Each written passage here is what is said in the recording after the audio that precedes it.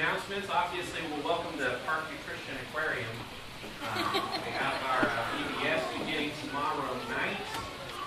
And as you can see, a lot of work went into our decorating, and there's still some to be done.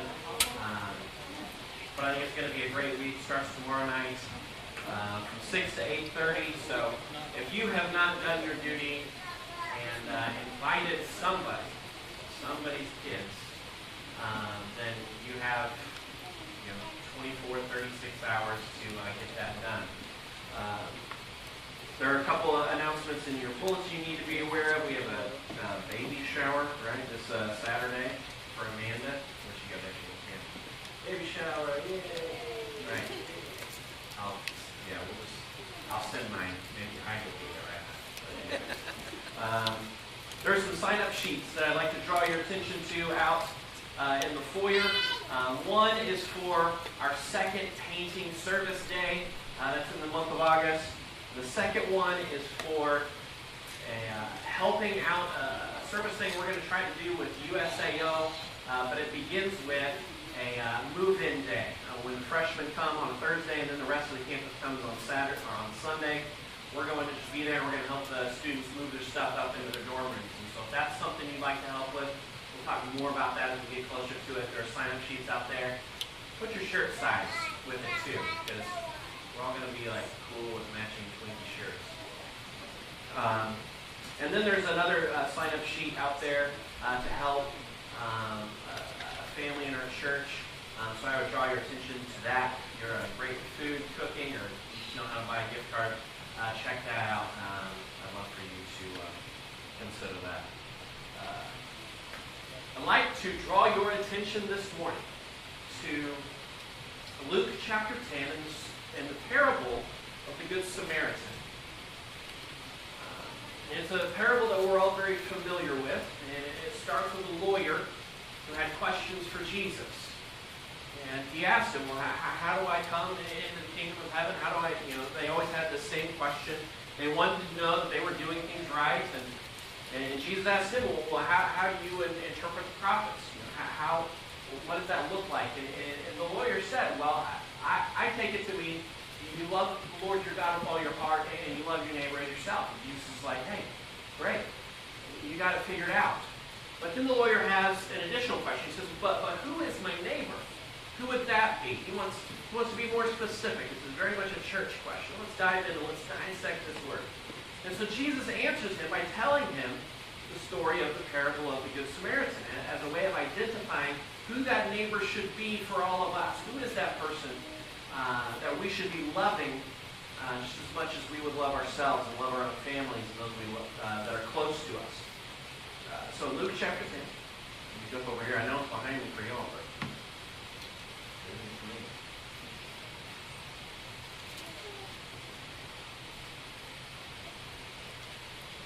a man was going down from Jerusalem to Jericho, and he fell among robbers, who stripped him and beat him and departed, leaving him half dead. Now by chance a priest was going down that road, and when he saw him, he passed by on the other side. So likewise the Levite, when he came to the place and saw him, passed by on the other side. But a Samaritan, as he journeyed, came to where he was, and when he saw him, he had compassion. He went to him and bound up his wounds, pouring on oil and wine. Then he set him on his own animal and brought him to an inn and took care of him. And the next day he took out 2 denarii and gave them to the innkeeper, saying, take care of him, and whatever more you spend, I will repay you when I come back. Which of these 3 do you think proved to be a neighbor to the man who fell among the robbers? He said, the one who showed him mercy. And Jesus said to him, you go and do likewise. So the answer to this lawyer's question is this man on the side of the road. This man who has been beaten. It says he's fallen among robbers. He is your neighbor. And just as the Good Samaritan took care of him and sacrificed for him and went out of his way to love this man, you go and do likewise. That's what it looks like to love your neighbor as yourself. And it's interesting, when I've never been around anybody who talks like this, who talks like Jesus does. Because if someone were to ask me, if we were to read, and we were to read when Jesus says, love your neighbor as yourself. And someone said, well, who's the neighbor? Well, I would start to say, well, your neighbor is this person, that is. But Jesus starts by telling a story. Like, I've never been around somebody who I ask a question and, well, let me tell you a story. And they illustrate it this way. They bring kind of the abstract doctrine down into real life, and that's what Jesus seeks to do. And so he uses things that are familiar to the listeners, right? Specifically with the first two people that pass by this wounded man on the side of the road. He uses the Levites and the priests. People they would have been familiar with. People they would have instantly identified as authorities. People they instantly would have identified as experts in the law and understanding of God's will. Pure men. That's who these would have been when they just heard Levite and priests. Because there were no other qualifiers. And so he points out that in this parable, these two men choose to walk by on the other side of the road.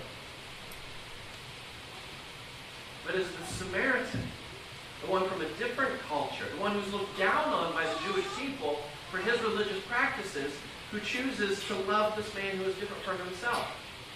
Not only love him, like stop and check and see that he's all right, but to take care of him, to give him, like his animal, to ride the rest of the way, to spend out of his own pocket to take care of him for a prolonged period of time. That's well beyond what we would consider reasonable to do to help someone that we don't know. If I were to tell you that I just met a stranger on the side of the road, and not only did I just help him get to where he was going, but I got him a hotel room, and I'm buying his food, and I'm going to take care of him for the next 2 to 3 months while he gets on his feet, you'd be thinking, well, okay, I understand the first part, but you're going way above and beyond the call of duty that Jesus is saying.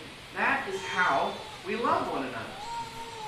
Now, for those of you who've been here for the past several weeks, you're probably wondering, okay, I thought we were talking about the Beatitudes. Well, here's the connection. The word that I'm curious about in this passage, it says, which of these three do you think proved to be a neighbor to the man who fell among the robbers? And the lawyer's answer was, the one who showed him mercy. That's an interesting word, isn't it? Mercy? I'll put up a definition here for you. Mercy is compassion or forgiveness shown towards someone whom it is within one's power to punish or harm. And does that apply in this situation?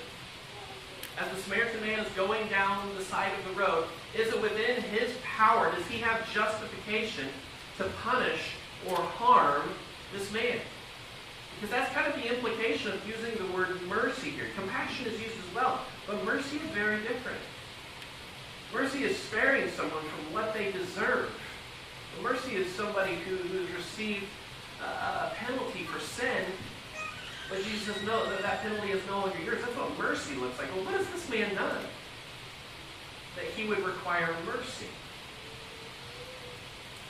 And so I tried to think, what would this man be thinking as he approached this robber, or this man who has been victimized by robbers on the side of the road?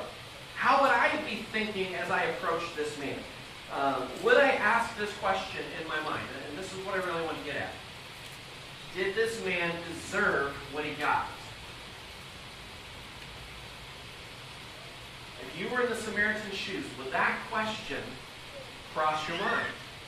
Did this man deserve what he got? Maybe if we start to think deeply about it, maybe we could see how maybe this guy deserved what he got. Or at least would deserve to be ignored by this man. First of all, it says only that he fell among robbers. What does that mean? That could mean a lot of different things. It could mean that he was just simply walking along and there was an ambush planned. And that's kind of the feeling you get. It says nothing about him having companions, but that doesn't mean he didn't necessarily have them. What if he chose poorly who he was going to go along with? What if he chose to trust the wrong person and how to get from point A to point B? What if there was a mistake that he made in trusting people that he should have never trusted along this road from Jerusalem to Jericho?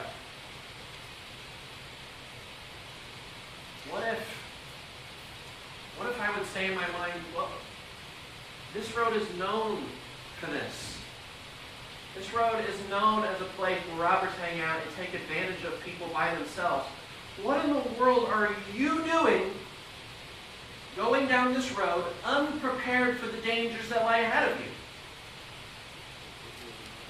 I mean, is it my responsibility to pick up the slack when you clearly should have known beforehand that this was a possibility? You should have had weapons, you should have had companions, you should have had a plan for escape if something happened. You shouldn't have been maybe flashing valuable things that made you a target for these people. Or we could simply just get down to the fact that they are of different ethnic backgrounds, different religious practices more specifically. This man could have seen this Jewish person, this Israelite who worships in Jerusalem, as different from himself, as a people that has oppressed and put down and looked down upon Samaritans for centuries. He could have seen him in that light and thought in his mind, well, there's no way that guy would stop and take care of me if I were dying on the side of the road. So why should I have to do the same thing for him? I wonder if for an instant the question went across his mind, what did he do to deserve this? What did he do wrong that brought him to this place? You may be thinking, Justin, it's really a stretch, it's really a leap, it doesn't really say that in the Scripture. Well, I'm just trying to say that this is a person, and I'm a person, and we all think very similarly. Because don't tell me you haven't had those same exact thoughts. Don't tell me that when you hear somebody has a past as a convict, maybe they've just been released from prison and they're having a hard time finding a good job, they're having a hard time getting back on their feet. Don't tell me that somewhere in the back of your mind you're thinking, well, consequences for your choices. I mean, why should I feel sorry for this guy? He deserves what he got. He deserved to go to prison. And he deserves the consequences of all the social implications that go along with that. Don't tell me that hasn't crossed your mind before. Or how about the smoker with lung cancer?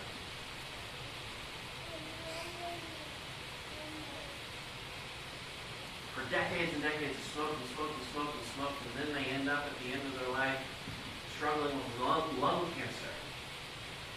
Going through surgeries and operations and breathing machines and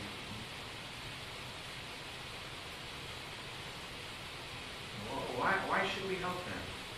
Why should it is it not clear to everybody by now that is exactly what you're going to get when you live your life like that? Well, tell me that hasn't crossed your mind. I brought up an example a few weeks ago, and I was naive, maybe misinformed, because I brought up how protesters lately, it seems like one of the tactics they've used from time to time is blocking traffic. And I mentioned how terrified I am that somebody someday is just going to drive right through and just say, hey, you got it coming. I was naive. That's happened a few times. And I went and searched and looked it up, and you can see video of cars just plowing through lines of people.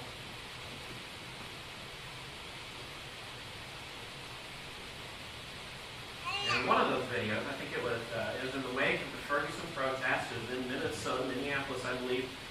The car drives through, and there's a young man being tended to by people. He's laying on the ground because his leg got ran over by a car.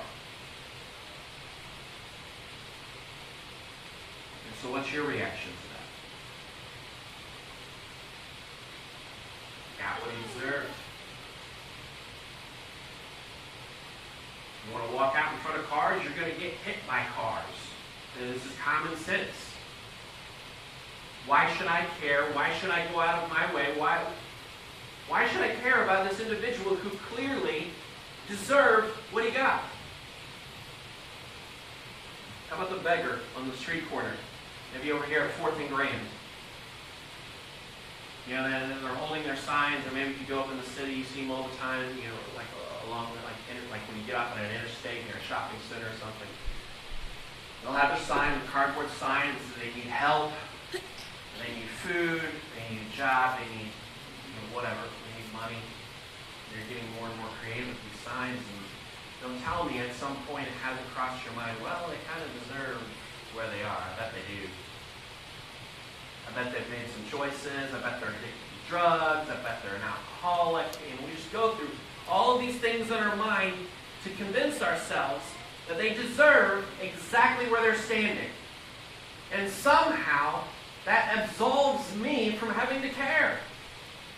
Because if they deserve it, then I'm off the hook, right? The Samaritan absolutely could have used any of these justifications in his mind to get around having to help this man lying dead or dying in the middle of the road. But then we arrive at Matthew chapter 5, verse 7 in the Beatitudes, and Jesus says, "Blessed are the merciful,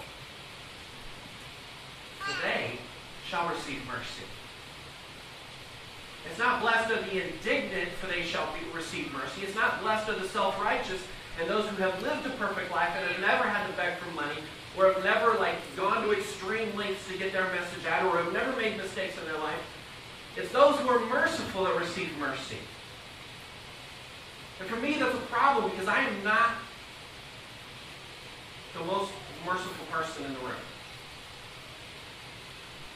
I think I'm like a lot of you. I'm raised in central Oklahoma, with, you know, in the Christian church. I just have this, you know, understanding of, you know, right and wrong, and you make bad choices and you deal with the consequences, and that's what life is supposed to look like. And so why should I have to take care of you when you're living out the consequences of your problems? I have my life to worry about. It's just kind of this, you know, we as Americans, like, mercy is just not a word that we use a whole lot. I feel much more comfortable with the word justice, right? Justice, getting what you deserve for either right or wrong actions. That's what I'm more comfortable with. But God says that those two things work hand in hand. In fact, I want to read you James chapter 2, verse 13. For judgment is without mercy to one who has shown no mercy. Mercy triumphs over judgment.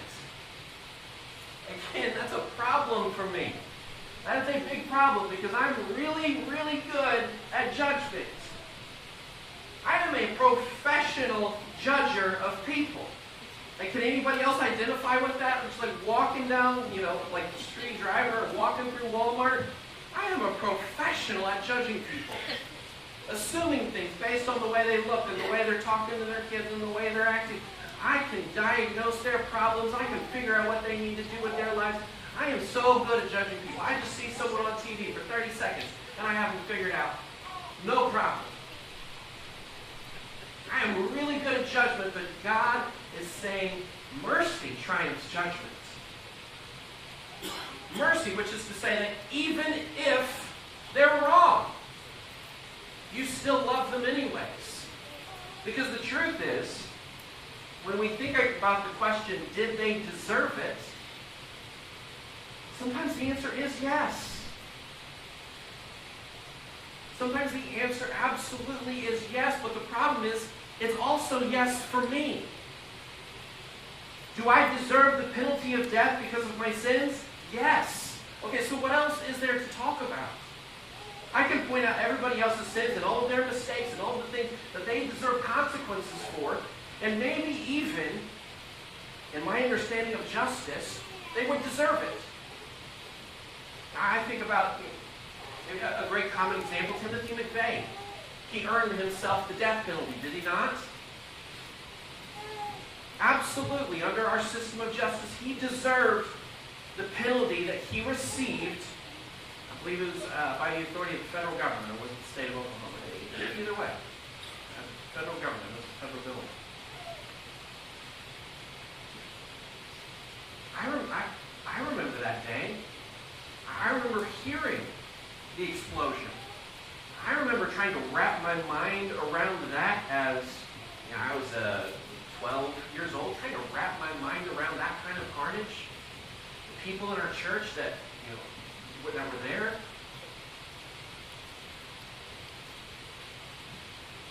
I remember when I was at Ozark Christian College and he was executed.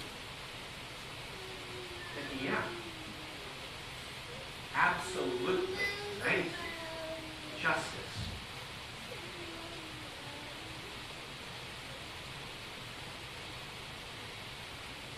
For judgment is without mercy. One who has shown no mercy. I don't imagine many of your paths crossed Timothy McVeigh's, especially after what he did in 1995. But your paths cross with people every single day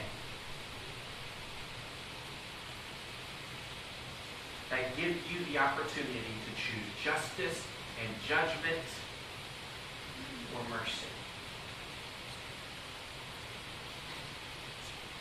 And we're called to choose mercy because God chose mercy for us. We are called to a merciful life because we have been given new life through the mercy of God. There is nothing that anyone has done on this earth that has created a larger chasm between them and God than your sin has. We are all the same in our distance created by our own sin from the presence and holiness of God. And it is only by His mercy that we are allowed to be here this morning. It is only by the mercy of God that we got to see Juanita and her daughter beautifully, humbly give their lives to Christ through the obedience in the Scripture, baptism. It's all about mercy. And God looks at my life and says, if there's no mercy in your life, then my judgment of you will be without mercy as well. Because if you turn around that beatitude, blessed are the merciful, for they will be shown mercy. It's pretty easy to see the implication.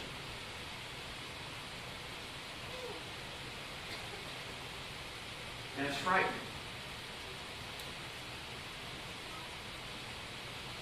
1 Peter chapter 2. But you are a chosen race, a royal priesthood, a holy nation, a people for His own possession, that you may proclaim the excellencies of Him who called you out of darkness into His marvelous light. Once you were not a people, but now you are God's people. Once you had not received mercy, but now you have received mercy. Let's leave this up here for a second, because I want to get a show of hands. Anyone who feels like, just think about maybe this last week, last month, your reactions as you're watching the news, your reactions as you're walking through Walmart, your reactions when you're dealing with your kids. Any royal priests, any members of a holy nation, people of God's possession. And I just spent all week long proclaiming the excellencies of Him who called me out of darkness. None of these things come to us through our own righteousness. All of these titles, all of these promises come to us through His mercy. Did they deserve it? Maybe a better question to ask when that one runs through your mind is, do I?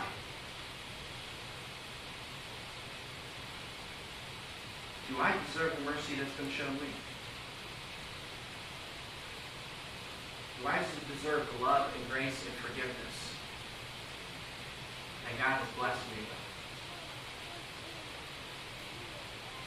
And then decide, will you walk with meekness and a posture of grace and a spirit of humility?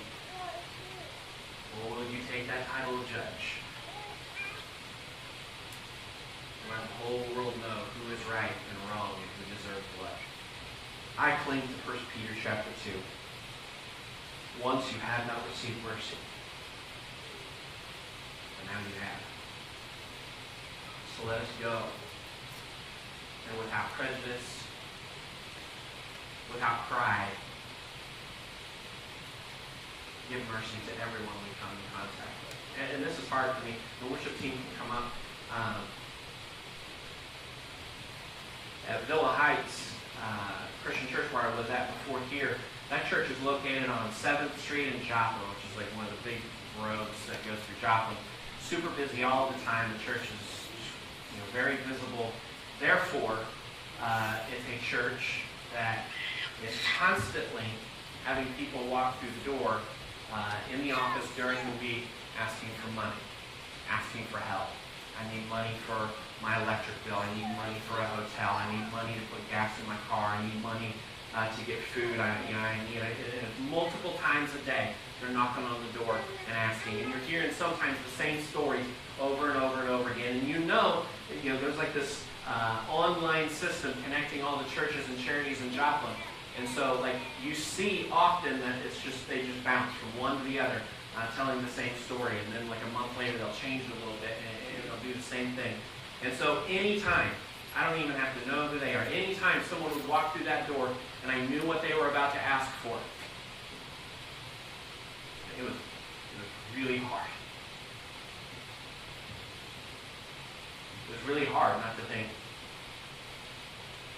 you're in this situation, the same situation you were in last month, because of your choices, because of what you've done wrong.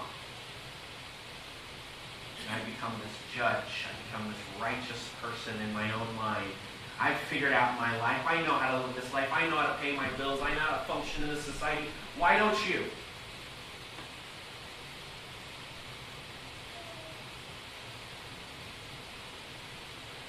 Judgment without mercy